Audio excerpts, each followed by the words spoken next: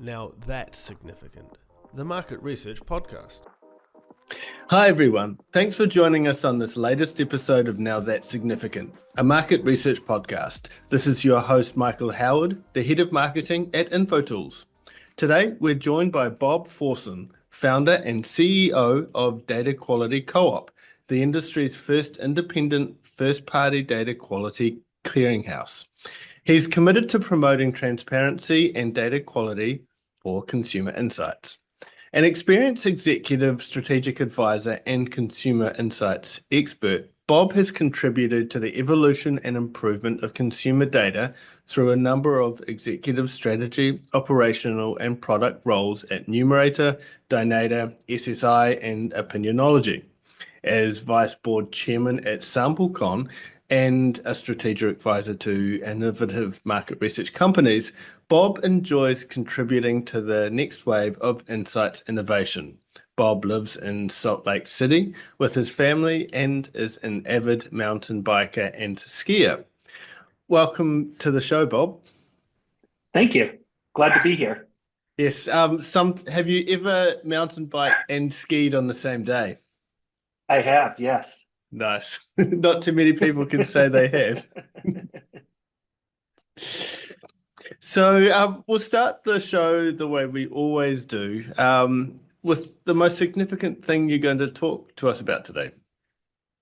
Well, it feels as if a little bit like industry data quality challenges are intractable, but I don't think they are. And I think that we need some structural changes in the industry because the market for data is a classic lemon market. Think of used cars, where buyers and sellers don't trust each other. And so I want to talk about how we can create better alignment and understanding between buyers and participants and intermediaries to restore trust and meet the demand for first-party data in the future. That's right, because we've all got so much to gain when it all happens rosily. It was. Yes. So this certainly is a critical topic for our industry, and I can't wait to dive in. Shall we first chat about your career journey up until now and how that ended up in you founding the Data Quality Co-op? Yeah, I'd love to. So I think like many, I fell into and then maybe fell in love with market research. I felt like I was hooked on the speed to impact we have as a profession on businesses making real decisions. And most of my career has been spent on the supply side of the industry. I started at an early panel business, in case anybody listening remembers Opinion Outpost. Stayed there for well over 10 years through mergers and acquisitions, and it became Dynata. When I left Dynata, I led the survey business at Numerator. I learned a tremendous amount working there, kind of with the behavioral data assets and working directly with brands. But the through line for me has just been this feeling that everyone in our industry is trying to deliver the best data and the best advice to their clients, but it feels so hard. And so that was kind of the genesis for thinking about this clearinghouse platform and how we might change the incentives buyers and sellers face. So can you just quickly describe for the listeners out there what a clearinghouse is? Some may not be familiar with the terminology. Yeah, that would be happy to. So maybe you could think about it this way. When I started in this industry, reputation was a sufficient signal for a buyer to evaluate the quality of what they're going to buy. And today, it doesn't feel like it anymore. And we all only have access to the data in front of us. So what we observed in the last project, a clearinghouse is a place where you can turn to kind of understand the context beyond your own experience. So examples would be in financial services, credit reporting agencies. There are testing agencies for agricultural commodities to make sure that you actually receive the high protein, low moisture content wheat you contracted to buy. Or for example, there's a company called Verisk Analytics that ingests insurance loss and claims data from almost every insurer across the world, and then helps insurers price the risk of me as an individual, including my behavior with other insurers, or the risk of my property, independent of who's owned it over time. And so these clearinghouses just allow market participants to have a broader understanding of the context they're operating within than their own experience and understanding. Cool. Okay, so I mean, you've sort of touched on them, but what are the primary goals you're working to achieve at Data Quality Co-op? And is there anything else you can sort of add to it, particularly being a first for the industry? Yeah, so maybe we'll start with this. I feel like as a profession, we've been wringing our hands about commoditization for years, decades, however long it's been. But I don't think we've appreciated quite what that means. So I think there is actually an amazing amount of variety within different commodities. If you go, for example, to the Chicago Mercantile Exchange and want to buy wheat, there's 15 different types of wheat. Was it planted in the winter or the summer? Is it red wheat or winter wheat? Within that, there's another 15 grades of wheat. And some wheat is fit for shipping, some wheat isn't. Some wheat is fit for organic foods, some wheat isn't. And I want to help the market research industry kind of break out of this period of distrust we're in. And if I'm a CMO and trying to make a big strategic push to go acquire a new type of customer, I want to make sure that I'm getting more signal to noise in my research data, that I'm buying the highest possible quality data to inform that, and maybe cheap and cheerful for something else, something less strategic or confirmatory research. And so ultimately, our goal is to be the independent, unbiased source of transparency so that buyers can know what to expect before they make a purchase, and sellers can credibly differentiate their product or bundles of products such that there's an incentive to produce higher quality data and a reward for doing so. Mm. And I'm sure, as you're well aware, data is what powers today's AI models, etc. And so the more first-party data we have, the higher quality that is, the better outcomes that we can achieve as researchers.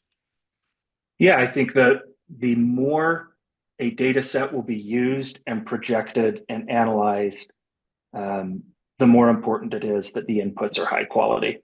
And we can see that with the emergence of what I would characterize as non-research panels that are kind of focused on creating training data sets for learning models. And I think as an industry, we should be growing into that space as well. And part of it is we can't get out of our own way and tell a compelling story about the quality we bring to the table because of the relationships we have directly with consumers.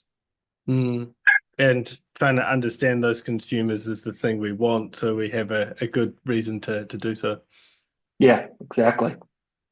So you recently wrote a paper about data quality in the industry called Market Failure or Reasons for Optimism, in response to JD Deitch's The Enshiftification of Programmatic Sampling. Can you give us a high-level background on what spurred you to write this piece? Yeah, I mean, first, I have to say I loved JD's paper. So part of the inspiration was to build on the thoughtful work he put together. I don't know, so much professional discourse has moved to LinkedIn that I feel like we need more long form content as we try and solve these difficult problems. And just a quick overview on what his the thesis of that article was.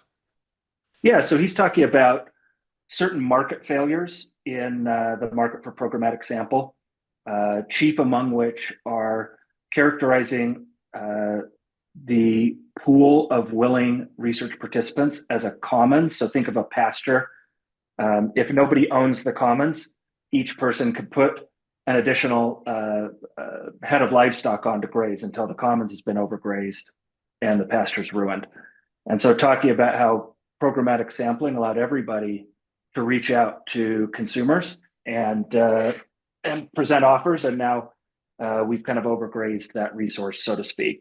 And the second thing he spoke about is the prisoner's dilemma, wrote about as the prisoner's dilemma, where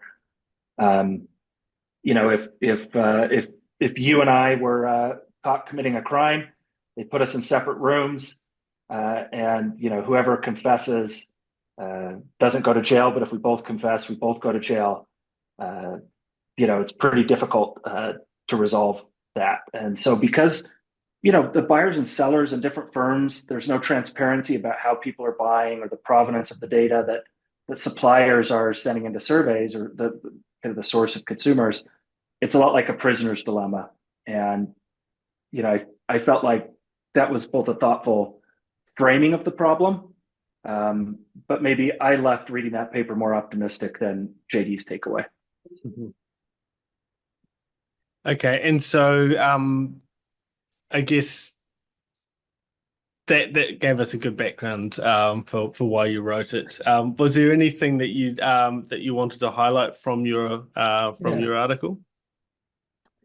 Yeah, no, this is great. So, I'd start by saying I've been interested in commons problems since I was in college. My first professional job was working on water policy solutions in the American West, and the Colorado River is the ultimate example of a commons. So, what really got me thinking after reading JD's paper is, solving commons problems has been a very active part of economics research for decades, and in fact, culminating in a lot of recent recognition by the Nobel Prize Award Committee.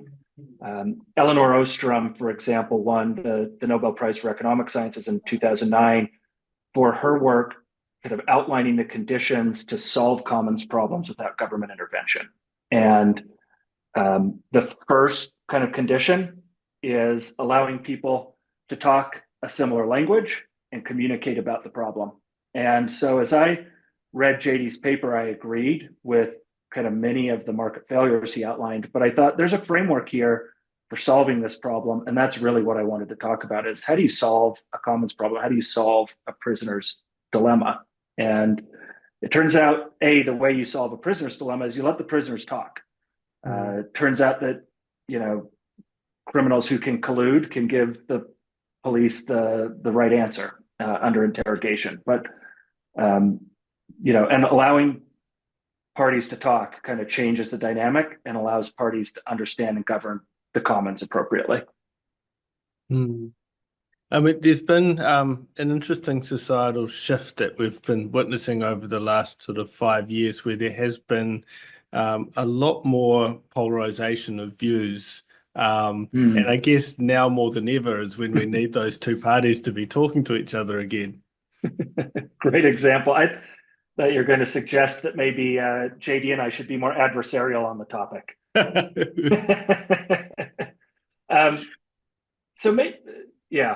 Yeah, I agree.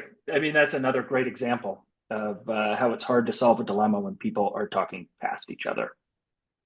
Yeah, and I'm not suggesting that either side are prisoners at that as well, but I got to be careful with that topic. yes. Look, so in the paper, you compare the survey data market to a lemon market characterized by quality uncertainty. Can you elaborate on this, how this dynamic how this dynamic impacts data buyers and sellers today?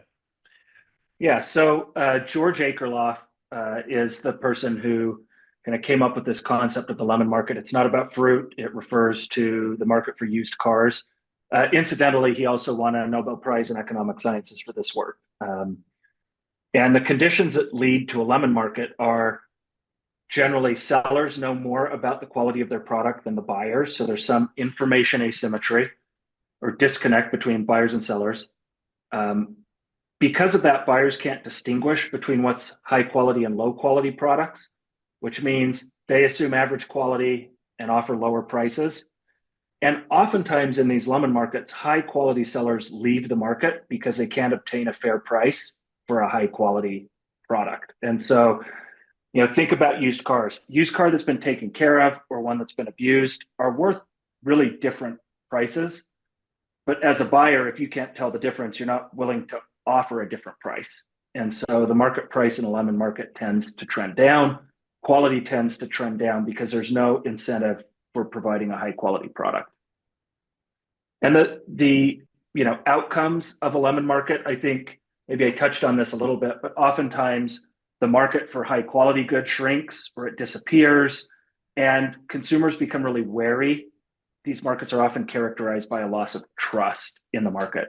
And you might think about, as a proto example of a solution for this market, something like Carfax reports in the used car market, or manufacturer certified kind of late model used cars, where you may be able to charge a premium, maybe not up to the full value of a really well cared for used vehicle, but just that little bit of incremental information and signal in the transaction kind of fundamentally changes how the buyer evaluates their options. No, that's a good point. So you described the insights market as a two-sided ecosystem. Can you dig into this and cover some challenges that ensue from this model? Yeah, so this was kind of a key insight for me. And, like JD, I've thought about the commons problem a lot over the years. But the kind of light bulb moment for me is that, research participants aren't really a commons. A commons is a pasture. A pasture can't respond to incentives. The pasture doesn't say yes or no, I want to allow another, more grazing. And so the research participant whose data we are really reliant on are active actors, and they respond to the offers presented to them. It's almost like a job offer. These participants, if you or I see a job offer on LinkedIn, it has really low pay and long working hours, we're probably ignoring it. And so being able to understand the types of, in the paper, I call them labor-like contracts. It's not an employment contract, but it is in some ways labor-like. We offer some sort of remuneration in exchange for the data. Being able to understand the structure of those labor-like contracts is really important so we can improve them and really grow the commons, because the supply of consumers has not been exhausted. We're not talking to every consumer in the world as an industry. And so I think, thinking of this as a two-sided ecosystem and balancing the need for attractive labor-like contracts that may attract participants that aren't responding to surveys or aren't providing their data to brands today, with kind of the need for high quality data at premium prices, there's a way to really improve the breadth of what's offered in the market. And you really have to address it on both sides of the equation. No, for sure. I mean, in one sense, generative AI is a commons as well. And like this, people are all kind of looking to it as the answer to everything. Panacea. Yeah. It's interesting too, because sometimes I think we forget that the consumers that we're ultimately talking to are actually the customers and or prospective customers of the brands that are commissioning the research. And I've often wondered if those same brands really understood those labor-like contracts and the interactions with those customers, would they be satisfied with that? And I think kind of gets back to, how does a market improve? Well, there has to be sufficient understanding of how it operates so that people can price kind of what they want, and pay a price commensurate with producing kind of the level of quality that they want. So you mentioned the industry faces a prisoner's dilemma where firms hesitate to raise standards due to competitive pressures. How can better communication and collaboration break this cycle? Yeah, so let's say the industry average removal rate for a certain fraud flag in any given data set is 30%. And you own a supplier organization and your removal rate is on average 15%. You're twice as good as average. But if you're the first person to raise your hand and say, hey, we removed 15% of our data, or our clients remove 15% of our data, every other supplier will turn and say, wow, that's a lot. And so if you're the first mover, like in a prisoner's dilemma, you actually face, I think, commercial penalties for raising your hand and talking about it. And I think that's why the industry faces this prisoner's dilemma. The and data quality co-op and the clearinghouse solution is a bit of what I would call it, it's not complicated, but it's a little non-consensus because of that prisoner's dilemma. You know, traditionally, both suppliers and buyers of this data just want to clean it out, sweep it under the rug, and never talk about it. And you know what I'm building together with the DQC team is no, actually, you should provide us with that data. Where did the removals come from? For what reason? So that we can build norms and we can build an understanding. We can help the whole industry get better. Everybody gets better. The supplier gets to, you know, at the margin, spend their next dollar on recruitment from a source that produces the most clean completes. A buyer gets to say, hey, this project requires really high degree of signal. I'm going to go out and find a supplier that's known for that based on past performance. And the whole ecosystem gets healthier. And so that's how we're trying to break the prisoner's dilemma, by bringing a little bit of transparency into the market, in the same way that, you know, Moody's or Fitch's, who rates municipal bonds, not a very sexy thing to say you do. You're not going to get invited to your kid's career day, but you know, your town and my city wouldn't be able to build a new municipal water system without that AAA rating on their bond, and investors wouldn't know how to price the risk. And so some degree of information has to flow for a market to operate in a healthy manner. Hmm. I mean, having an Uber-like rating system would be an interesting thing, wouldn't it, in the data quality space, where you get rated on your answers and how consistent you're answering, etc. Obviously needs to be anonymous, but Yeah, exactly. mm, Yeah, there are in any clearinghouse rules of engagement because you want to protect the trade secrets and unique IP of all participants. But those participants who have unique IP that leads to better outcomes also need independent verification that they're doing something that truly yields better outcomes. And mm, so it's, I think, a matter of, you know, back to the economics research, it's a matter of designing the rules such that everybody is better off by participating, except the very, very small number of market participants who are perpetrating fraud. mm.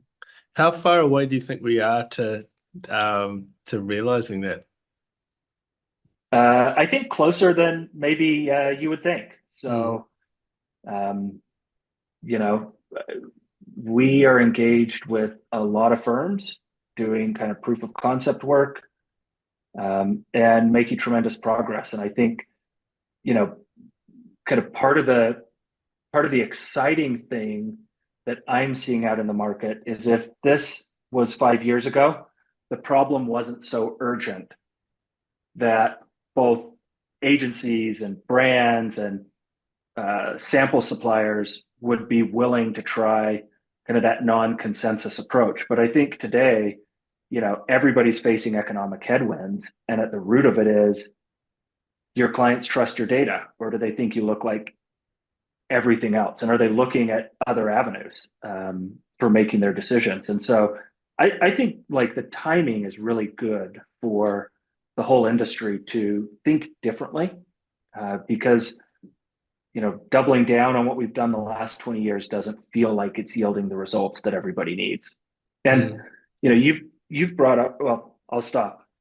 No, Go keep ahead. going. No, keep going. Yeah, I mean, you've brought up AI a couple of times. I think, you know, if you look at the SMR kind of market sizing reports every year, and even just our lived experience over 20 years in the space, it's the growth of demand for high quality first party data has been tremendous. And AI is going to, like, the second derivative is positive. If we're all interacting with, you know, generative AI as a way to answer questions, the demand for those kind of training data sets is going to be staggering. And we've got to get ourselves ready as an industry for that growth and not let it pass us by. Mm. No, that's right. So, despite the challenges, you express optimism. Could you tell us why? Yeah. Yeah. Well, let's maybe put it in these terms. If other industries have figured it out, we could figure it out. If other industries are still in the middle of figuring it out, I look at a company like Double Verify or Integral Ad Science, who provides brand safety or viewability or basic digital ad inventory quality metrics to help brands better optimize how they spend their advertising budgets. They have not solved digital ad fraud, but they've changed the dynamic and they've helped, I think, higher quality publishers exist in a financially viable way. And if an industry so rife with digital fraud can kind of turn the corner, I believe in our ability to do that as well. And I think at the core, researchers should be more well equipped to understand consumer behavior than other industries. That's our vocation. That's what we spend our lives doing. So I think there's precedent for this type of a solution to change markets and change the incentives within markets and to create a kind of a future foundation for growth. Mm. So the types of executives that you deal with within a company around this issue, is it who you expected, or are you talking to some heads that are maybe different to what you'd first thought? Um, so I thought initially that we'd primarily be speaking, I think, with operations teams, and we are a lot, operations, procurement, because there's this real need. I mean, if you're getting increasingly frequent and or urgent questions from your clients about, how's the quality of your data, and you don't have a benchmark, how do you know? That's a tough position to be in. And often data is one of the largest line items on any company's P&L in this space. And so I think we're having a lot of those conversations and they're very productive conversations.